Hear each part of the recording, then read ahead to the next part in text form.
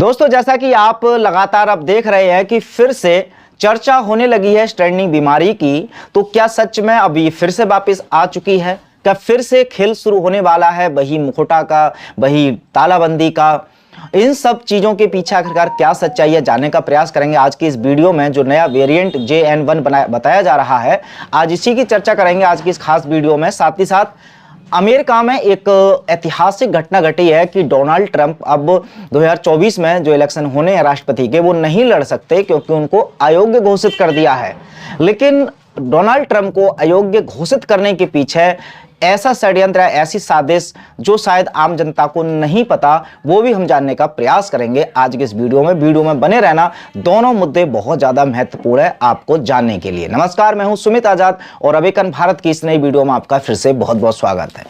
तो चलिए शुरुआत करते हैं पहले इसी ट्रेंडिंग बीमारी की। जैसा कि आप खबर देख रहे हैं ये कि क्या फिर से मतलब रिटर्न कर रहे हैं कि जो ट्रेंडिंग बीमारी है उसका फिर से रिटर्न हो चुका है। और अभी हाल ही में WHO ने इसके ऊपर एक स्टेटमेंट भी दिया है। हालांकि अभी ये काफ़ी हद तक सकारात्मक स्टेटमेंट में है। WHO ने कहा है कि ये जो नया वेरिएंट है ये बहुत ज़्यादा खतरनाक नहीं है, इससे मरने की जो संभावना है वो काफ़ी कम है, इसलिए घबराने की तो कोई आवश्यकता नहीं है। हालांकि इसके सिम्टम्स लगभग पहली जो ट्रेंडिंग बीमारी के अन्य वेरिएंट थे लगभग उसी तरह से सेम है।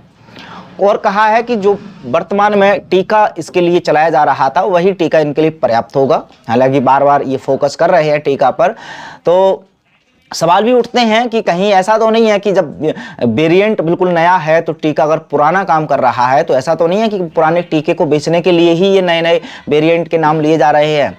खैर, वो सवाल अलग रख देते हैं। अब मेन खबर पर आते हैं कि अब ये पूरे विश्व भर में ही नहीं, अभी तक मैंने बताया था कि पिछली एक वीडियो में कि सिंगापुर में सबसे ज़्यादा चांसेस बढ़ रहे हैं, बहुत ज़्यादा बढ़ोतरी हुई है ऐसे केसों की। लेकिन अब भारत में भी अभी लेटेस्ट ये खबर देखिए, केरल में भी जो ट्रेंडिंग बीमारी का मरीज हैं कुछ मिले हैं। और शुरुआत में हालांकि इनके जो सिम्टम्स हैं वो काफ़ी ज़्यादा सिमिलर तो हैं, लेकिन अभी खतरनाक नहीं बताए जा रहे हैं।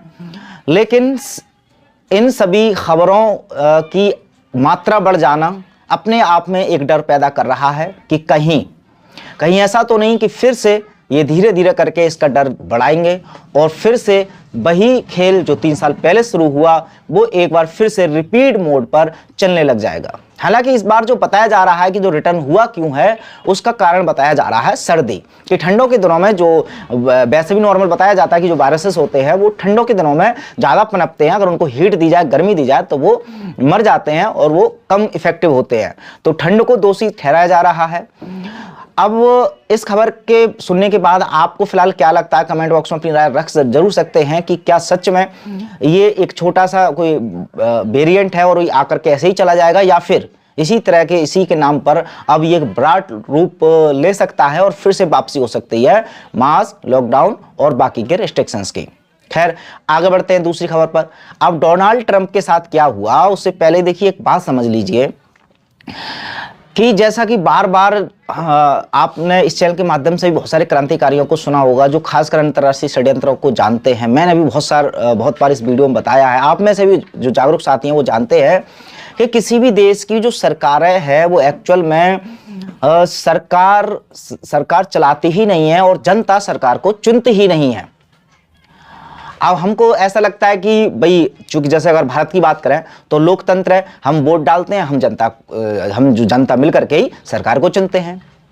लेकिन कड़वा सच ये है कि कौन प्रधानमंत्री होगा, कौन राष्ट्रपति होगा, कौन मुख्यमंत्री होगा, इसका जो निर्णय है वो जनता लेती ही नहीं है। ये सब निर्णय करने के लिए एक जो षड्यंत्रकारियों की पूरी एक टीम है, जो अंतर्राष्ट्रीय षड्यंत्र काफी सालों से रचे हुए हैं, उन्हीं का ये फैसला होता है। तो इसके सबूत एक बार फिर से एक उदाहरण आप देख सकते हैं अमेरिका का।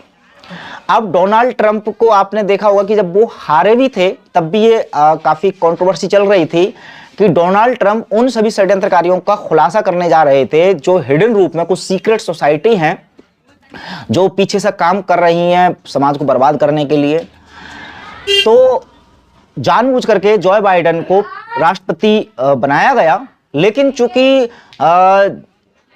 डोनाल्ड ट्रंप को जो सपोर्ट करने वाले लोग हैं अमेरिका में बहुत ज्यादा हैं। तो 2020 में जब वो हारे तो 2021 में जितने भी समर्थक थे वो सड़कों पर आ गए थे। और इसी बीच एक घटना भी घटी थी कि वहां का जो संसद है वहां को चारों तरफ से घेर लिया था।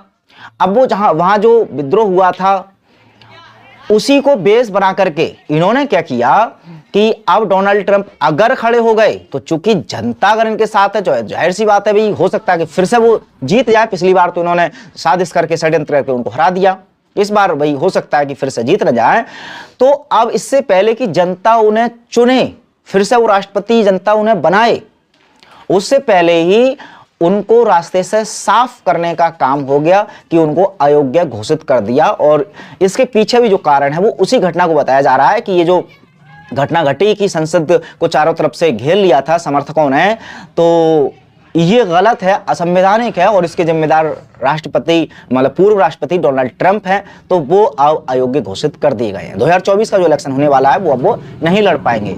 हालांकि अभी उनके पास ऑप्शन है, वो सुप्रीम कोर्ट या बाकी की कार्रवाई के लिए जा सकते हैं, मे बी कि शायद कुछ चीजें चेंज हों। लेकिन यहाँ पर आप देखिए कि जनता जिसका बहुत ज्यादा समर्थक करती है वो चुनाव तक नहीं लड़ पाता, और जिसकी बिल्कुल उम्मीद ही नहीं होती है कि भी ये जीत पाएगा क्योंकि जनता उसके साथ नहीं होती है, उस जैसे जॉय बाइडेन जैसे लोग बड़ी आसानी से जीत भी जाते हैं। हालांकि मैं कोई विशेषज्ञ नहीं हूं पॉलिटिक्स का और खासकर अमेरिका की पॉलिटिक्स का, लेकिन फिर भी जिस तरह से सोर्सेज खबरें आती हैं तो सब समझते हैं कि भी जो जॉय बाइडेन का राष्ट्रपति बनना अपने आप में एक मिस्ट्री है जो सब लोग जानते हैं।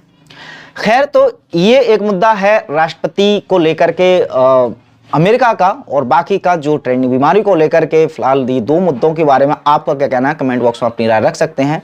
और इसी तरह की जानकारी लगातार पाते रहिए और चैनल के साथ बने रहिए। मिलते हैं अगली वीडियो में, तब तक अपना ख्याल रखें।